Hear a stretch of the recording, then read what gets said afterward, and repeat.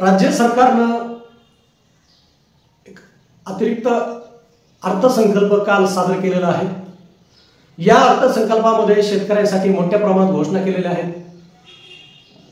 शेतकऱ्यांसाठी बऱ्याचशा निधीची तरतूद, खास करून शेतकऱ्यांसाठी विशेष असं हे अर्थसंकल्पामध्ये तरतूद आहे असं म्हटलं जात आहे, किंवा शेतकऱ्यांना भरपूर दिलं असं सरकारकडून सांगण्यात येत आहे। तर विरोधकाकडून असं सांगण्यात येत आहे की शेतकऱ्यांना काही दिलं गेलं नाही, शेतकऱ्यांची केवळ दिशाभूल केलेली आहे। आता आपण पाहणार आहोत की नेमकं खरंच या अर्थसंकल्पामधून शेतकऱ्याच्या पदरात काय पडणार आहे। खरंच शेतकऱ्यांना सरकारनं दिलं आहे का, किंवा शेतकऱ्यांना सरकारनं दिलं आहे का, किंवा देण्याची नियत सरकारची आहे का। निवडणुकीच्या पार्श्वभूमीवर हा अर्थसंकल्प सादर झालेला आहे, त्यामुळे खरंच फक्त एक गाजर दाखवण्याचं काम या अर्थसंकल्पातून होणार आहे का, या सर्व बाबतीमध्ये आपण या ठिकाणी चर्चा करणार आहोत। नमस्कार, आपण पाहताय महाराष्ट्र टुडे न्यूज चॅनल। चॅनलवर नवीन असाल तर चॅनलला सबस्क्राइब करा, शेअर करा आणि कमेंट पण करा। चला तर मूळ मुद्द्याकडे वळूया। मित्रांनो, आपण पाहत आहात गेल्या जवळपास 3 वर्षापासून राज्य सरकारकडून शेतकऱ्यांच्या बाबतीमध्ये किंवा केंद्र सरकारकडून शेतकऱ्याच्या बाबतीमध्ये नेमकं काय सुरू आहे, शेतकऱ्यांना मदत केली जात आहे का नाही, शेतकऱ्यांचे प्रश्न सोडवले जात आहेत की नाही, तर याचं उत्तर आहे नाही। आपण पाहिलेलं आहे मोठ्या प्रमाणात शेतकरी आंदोलन दिल्लीमध्ये किंवा महाराष्ट्रामध्ये झालेले आहेत। गेल्या वर्षी तर तीव्र स्वरूपाचा दुष्काळ पडला होता, पण आपण सर्वांनी पाहिलं दुष्काळामध्ये शेतकऱ्यांना काहीही मिळालेलं नाही।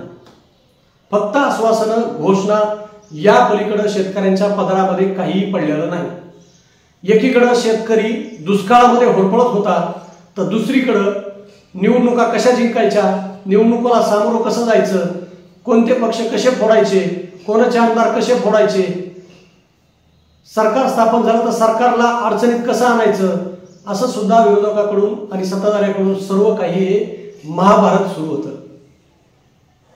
या दरम्यान आपण पाहिलं असेल, या दरम्यान शेतकऱ्यांच्या बाबतीमध्ये कोणताही नेता, कोणताही मंत्री बोलण्यास तयार नव्हता, बोलत नव्हता। प्रत्येकाचं फक्त कुरघोडीचं राजकारण, ह्या पक्षाच्या नेत्याने त्या पक्षावर बोलायचं, त्या पक्षाच्या नेत्याने ह्या पक्षावर बोलायचं, या पलीकडे या महाराष्ट्रातल्या नेत्यांना काहीही सुचत नव्हतं। फक्त कागदोपत्री, प्रत्येक वेळेस कागदोपत्री आकडे जुळवायचे आणि आम्ही एवढी मदत केली, तेवढी मदत केली, या पलीकडे सरकारनं काही केलेलं नाही। आणि विरोधकांनी सरकारची कशी जिरवायची, सरकारला अडचणीत कसं आणायचं, तेही त्यांच्या स्वतःच्या पक्षाच्या फायद्यासाठी, शेतकऱ्यासाठी नव्हे, एवढंच विरोधकांनी सुद्धा केलेलं आपण पाहिलेलं आहे। एवढा मोठा दुष्काळ झाला, पण दुष्काळामध्ये सुद्धा शेतकऱ्याच्या बांधावर कोणताही नेता आला नाही। एखाद नेता अपवाद असू शकतो। मग आता हा अर्थसंकल्प आहे, या अर्थसंकल्पामध्ये काय मिळालं यावर आता बोलूया। खास महत्वाची बाब, या अर्थसंकल्पामध्ये शेतकऱ्यांच्या हिताच्या बऱ्याचशा बाबीची घोषणा सरकारनं केलेली आहे, पण त्याची पार्श्वभूमी थोडीशी जाणून घेऊया। कारण लोकसभा निवडणुकीमध्ये आपण पाहिलेलं आहे, महायुती महाराष्ट्रामध्ये सपाटून आपटलेली आहे। शेतकरी, मराठा, ओबीसी जवळपास सर्वच लोकांनी महायुतीला नाकारलेलं एकंदरीत निकालावरून दिसून आलेलं आहे। कुठेतरी ही तीव्रता, नाराजीची ही तीव्रता विधानसभेपर्यंत राहू नये, विधानसभेला ती कमी करावी, या दृष्टिकोनातून अर्थसंकल्पामध्ये ज्या काही घोषणा झाल्या त्या घोषणा त्याच पार्श्वभूमीवरच्या आहेत किंवा त्याच दृष्टिकोनातून झालेल्या आहेत असं म्हटलं तर चुकीचं होणार नाही। कारण लोकसभेप्रमाणे विधानसभेत जर झालं तर सत्ता गमवावी लागणार, हे मात्र भाजपला आता कळून चुकलेलं आहे। त्यामुळे सत्ता जर ठेवायची असेल तर 2 गोष्टी कराव्या लागतील। एक तर मराठा समाजाला खुश करावं लागेल किंवा ओबीसीला खुश करावं लागेल। यामध्ये मराठा समाजाचा निर्णय घ्यावा, तो ओबीसी नाराज होते, म्हणजे एक धरलं तर चावतंय आणि सोडलं तर पळतंय, अशी कंडिशन सध्या महाराष्ट्रामध्ये झालेली आहे। सरकार या चक्रव्यूहामध्ये सध्या अडकलेलं आहे। हे चक्रव्यूह काही जरी केलं तर विधानसभा निवडणुकीच्या अगोदर सुटणार नाही, हे त्रिकाल सत्य आहे, काळ्या दगडावरची रेघ आहे। त्यामुळे एक निर्णय कोणताही घेता येणार नाही। त्यामुळे एकीकडे सध्या ओबीसीला खुश करण्याचा प्रयत्न आहे, दुसरीकडे मराठा समाजालाही नाराज करता येत नाही अशी कंडिशन आहे। त्यामुळे हा मुद्दा प्रभावी ठरत नाही, यावर काहीच सरकारला करता येत नाही। दुसरा जो मुद्दा आहे तो मुद्दा आहे शेतकऱ्यांच्या बाबतीमध्ये। शेतकऱ्याला जात नसते असं म्हटलं जातं, त्यामुळे हा दुसरा मुद्दा जो आहे तो शेतकऱ्याच्या बाबतीमधला आहे। कारण महाराष्ट्रामधले मग मराठा समाजाचे असतील, ओबीसी असेल, मुस्लिम असेल, मागासवर्गीय असेल, मारवाडी ब्राह्मण असेल, अशा वेगवेगळ्या जातीमधले शेतकरी जे आहेत, हे शेतकरी जर त्यांचा फायदा झाला तर निश्चितच सरकारला मदत करतील किंवा सरकारला मतदान करतील असं एकंदरीत महायुतीच्या कोर कमिटीमध्ये किंवा त्यांच्या समन्वय समितीमध्ये एक तशी चर्चा झालेली असावी। त्या दृष्टिकोनातून सध्या अर्थसंकल्पामध्ये महत्त्वाचे निर्णय शेतकऱ्यांच्या बाबतीतले राज्य सरकारनं घेतल्याचं दिसतंय। यामधला सगळ्यात महत्त्वाचा जो की शेतकऱ्यांची गेल्या 20 ते 25 वर्षापासून मागणी होती, कर्नाटक आणि तेलंगणामध्ये शेतकऱ्यांना शेतीसाठी वीज मोफत दिली जाते, त्याच धर्तीवर महाराष्ट्र सरकारनं हा निर्णय घ्यावा। गेल्या 15-20 वर्षापासून ही मागणी शेतकऱ्यांची होती। आज काल जे अर्थसंकल्प सादर झाला, या अर्थसंकल्पामध्ये शेतकऱ्यांची ही महत्त्वाची मागणी सरकारनं मान्य केलेली आहे आणि त्या संदर्भातली मोठी ऐतिहासिक अशी घोषणा केलेली आहे। आता यापुढे महाराष्ट्रातल्या संपूर्ण शेतकऱ्यांना शेतीसाठी वीज मोफत मिळणार आहे। दुसरी गोष्ट, जी काय आतापर्यंत शेतकऱ्यांची विजेची थकबाकी होती, शेती पंपाची, ती थकबाकी सुद्धा सरकारने माफ केलेली आहे। याबरोबरच जे काही गाईचं दूध आहे, या गाईच्या दुधाला प्रति लिटर 5 रुपये अनुदान देण्याचं जाहीर केलं।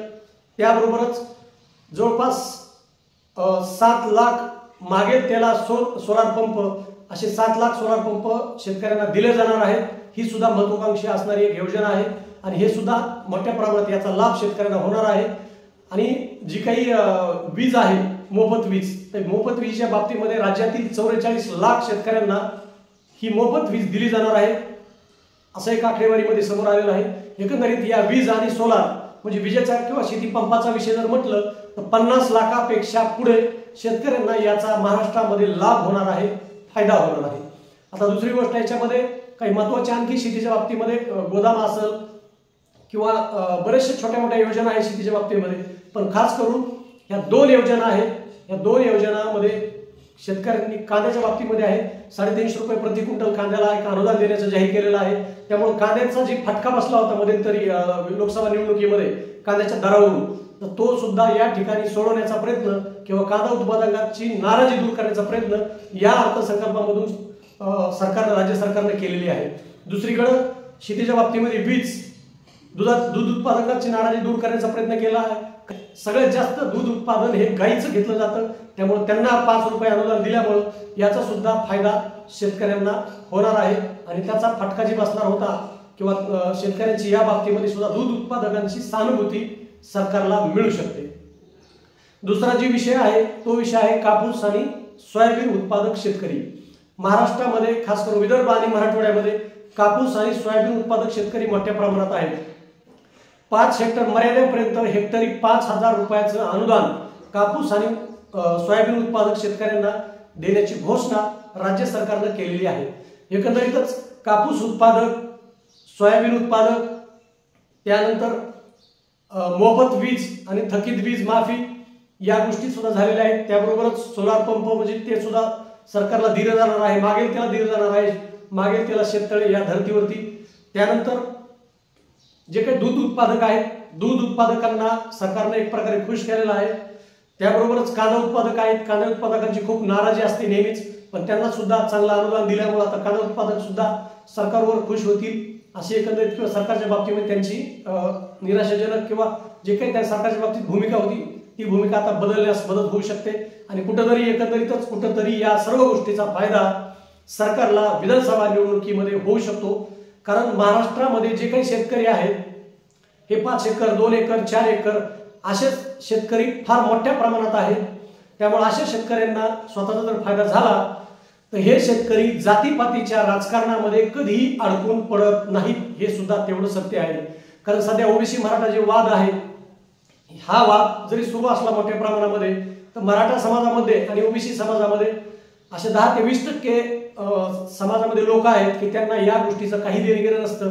त्यांना वैयक्तिक रोजीरोटी आणि वैयक्तिक उदरनिर्वाहाचा प्रश्न त्यांच्यासाठी महत्त्वाचा असतो. त्यामुळे कुठेतरी त्यांना हा आधार जर मोठा ठरला तर सरकारच्या बाबतीमध्ये ते या ठिकाणी सकारात्मक होतील अशी या ठिकाणी चर्चा आहे किंवा असंही म्हटलं जात आहे. त्यामुळे कुठेतरी या बऱ्याच वर्षानंतर राज्य सरकारनं शेतकऱ्याच्या बाबतीमध्ये काही ठळक अशा 2 ते 3 योजना आहेत. या 2 ते 3 योजनांमध्ये ठळक असे सरकारनं शेतकऱ्यांच्या बाबतीमध्ये निर्णय घेतल्याचं दिसतं. पीक विम्याचा एक निर्णय आहे, त्याच्यामध्ये ते राहून गेला माझ्याकडून सांगण्यामध्ये. 1 रुपयामध्ये पीक विमा ही योजना सरकारनं पुढे चालू ठेवलेली आहे. ही सुद्धा महत्त्वाकांक्षी योजना आहे. असं एकंदरीत सर्व योजनांचा फायदा किंवा सर्व घोषणांचा फायदा सरकारला येणाऱ्या विधानसभा निवडणुकीत होऊ शकतो असंही म्हटलं जात आहे. पण त्यामध्ये निवडणूक डोळ्यासमोर ठेवून हे सर्व निर्णय घेतलेले आहेत हे पण सर्वांना माहीत आहे. पण घोषणा केल्या, योजना सुरू झाल्या तर योजना बंद पडत नसतात हे तेवढंच सत्य आहे. त्यामुळे ते कुठेतरी याचा फायदा सरकारला होईल हे तेवढं निश्चित आहे. पुन्हा वेगळ्या विषयावर भेटू. आमचा अर्थसंकल्पाच्या बाबतीमध्ये महाराष्ट्र टुडेचं हे विश्लेषण आपल्याला कसं वाटलं हे कमेंट बॉक्समध्ये जाऊन कळवा. नवीन असेल तर चॅनलला सबस्क्राईब करा, शेअर करा आणि कमेंट करा. पुन्हा भेटूया. धन्यवाद.